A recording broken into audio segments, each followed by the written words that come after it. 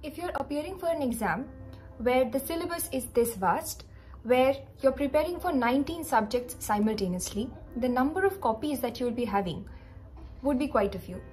But with effective notes, you can always remember, recollect, and retain better.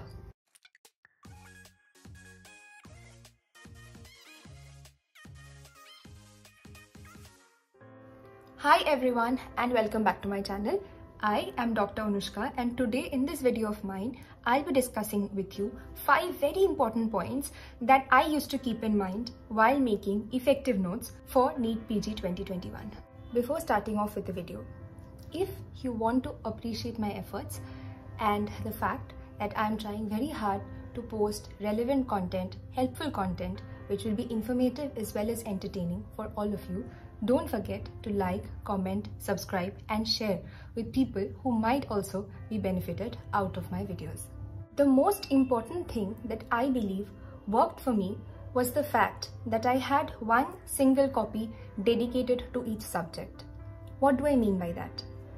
If you have too many resources for one single topic, the probability of you revising all those resources the day before the exam is very less. And hence, while you appear for the exam, you will practically be having a very faint memory instead of having a clear idea and concept. Secondly, it can be a personal preference though, but I feel, being a technologically challenged person, that pen and paper worked way better than digital sources. Now, how to take notes effectively?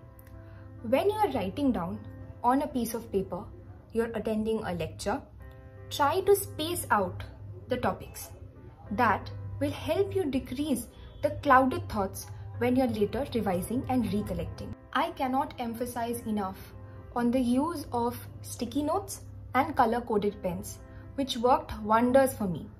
I used to use sketch pens, color pencils, colored pens, and obviously colored sticky notes for every single notes that I prepared. For example, if I had a difficulty in remembering certain topics, I would underline them in red. If there were some topics which were very important and most probable, I would underline and mark them in green. If there were things that I feel that I am repeatedly making them wrong, I would underline them in, say, yellow. So every time I'm appearing for an exam and I'm trying to recollect and think back on the topic, my brain would automatically highlight these colored points. And trust me, give it a shot, this might work wonders for you too.